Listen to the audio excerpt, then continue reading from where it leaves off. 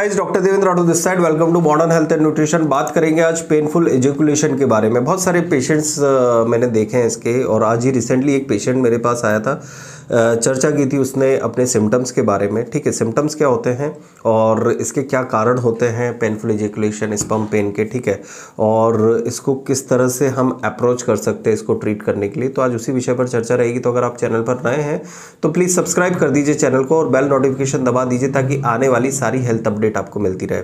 ठीक है, painful ejaculation क्या सिम्टम्स देखने को मिलते हैं। कई बार तुरंत आफ्टर एजुकुलेशन, ठीक है, आफ्टर इंटरकोर्स एजुकुलेशन के तुरंत बाद आपको ये पेन हो रहा है। ठीक है, pain around your penis, rectum and obviously lower part of the abdomen. ठीक है, आप यूरिनेटिंग कर रहे हैं तब आपको पेन हो रहा है। ठीक है, तो ये कुछ सिम्टम्स हमें पर्टिकुलर देखने को मिलते हैं जो पेशेंट्स हमें बताते हैं। ठीक है, कारण के बारे में अगर हम बात करें तो कारण जो मैक्सिमम नंबर ऑफ पेशेंट्स में देखने को मिलता है, ओल्ड एज में प्रोस्टेट के कारण हमें देखने को मिलता है, और लोअर एज में हमें इन्फेक्शंस और टोबैको यूज़ और एंटी डिप्रेसेंट, ऐसे कई कारण हमें देखने को मिलते हैं।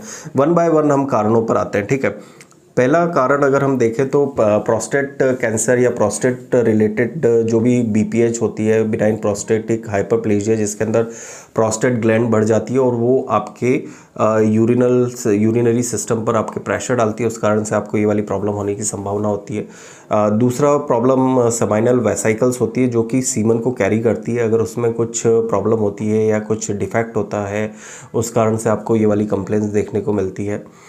तीसरे पॉइंट के बारे में अगर हम बात करें तो बहुत सारे लोग ऐसे होते हैं जो साइकोलॉजिकल स्ट्रेस का सामना कर रहे होते हैं, उनमें ये वाली कंप्लेंट देखने को मिलती है। साथ ही फोर्थ पॉइंट के बारे में अगर हम देखें तो कुछ लोग ऐसी मेडिकेशन ले रहे हैं, जैसे एंटी डिप्रेसेंट ले रहे हैं या फिर ऐसी मेडिकेशन ले रहे हैं जो आपकी एंजाइटी को मैनेज करने के लिए यूज़ होती है, तो ऑब्वियसली उस वाले केसेस में भी हमें ये वाली कंडीशन देखने को मिलती है। नेक्स्ट पॉइंट के बारे में अगर हम बात करें, इन्फेक्शन वाला केस भी बहुत ज़्यादा पेशेंट्स में देखने को मिलता है। कुछ पेशेंट रेडिएशन थेरेपीज़ में रहते हैं, उनमें ये वाली चीज़ देखने को मिलती है।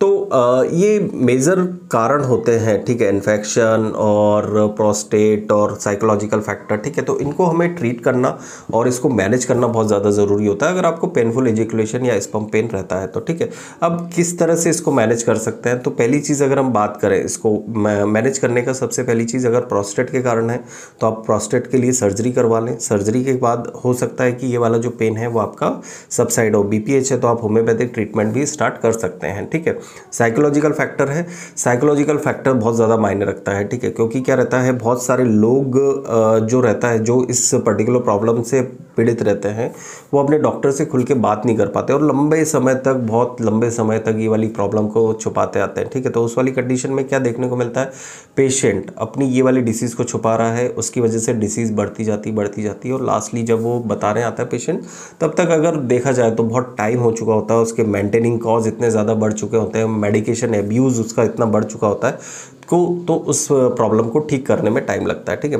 तो उस वाली कंडीशन में क्या किया जाता है, मेजर जो कल्प्रिट मेडिकेशंस होती है उसको रिमूव किया जाता है। जितना जल्दी हम रिमूव करेंगे मेडिकेशन को सिस्टम से, उतना जल्दी बेटर होता है। इन्फेक्शन है, मेजर इन्फेक्शन है, तो हम उसके लिए पेशेंट्स को गाइड करते हैं। ठीक है, यूरिनरी इन्फेक्शंस बहुत ज़्यादा मायने रखता है अगर आपको पेनफुल एजुकुलेशन। यूरिनरी इन्फेक्शन अगर देखा जाए तो बहुत ज़्यादा पेशेंट्स में देखने को मिलता है जिनको पेनफुल एजुकुलेशन होता है, तो बहुत टेम्परेरी इशू होता है यूरिनरी इन्फेक्शन। तो उस वाले केस में हमें जल्दी ट्रीटमेंट करके उस चीज़ को प्रॉपरली सबसाइड कर सकते हैं। अब benefit of the homeopathic medication and counselling. ठीक है, अब बात करते हैं काउंसलिंग का क्या इंपॉर्टेंस रहता है। देखिए, अगर आपका पेनफुल एजुकुलेशन है तो you loss your self esteem and obviously बहुत सारी चीज़ें जो रहती है आप एक मतलब बता नहीं पाते हो डॉक्टर को, आप अपना एक सेक्सुअल लाइफ आपकी अफेक्ट होती है, आप अपने पार्टनर से नहीं बता पाते हो, तो उस केस में काउंसलिंग बहुत ज़्यादा हेल्प करती है।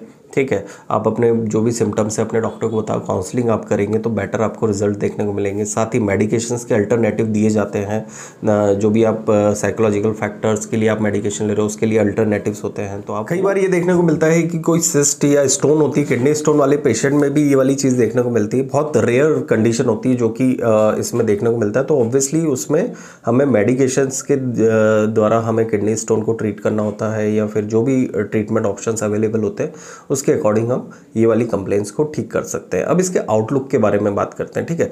आउटलुक इसका यही होता है कि जितना जल्दी आप इस चीज़ को पहचानें उतना बेटर आपको रिजल्ट देखने को मिलता है। हमारे यहाँ पर जो भी ट्रीटमेंट होता है बिना मतलब किसी साइड इफ़ेक्ट्स के हम इस चीज़ को ट्रीट करते हैं। होम्योपैथिक मेडिकेशन के साथ साथ काउंसलिंग भी पेशेंट को देते हैं और जो भी आपका डेटा रहता है सिक्योर रखा जाता है, ठीक है।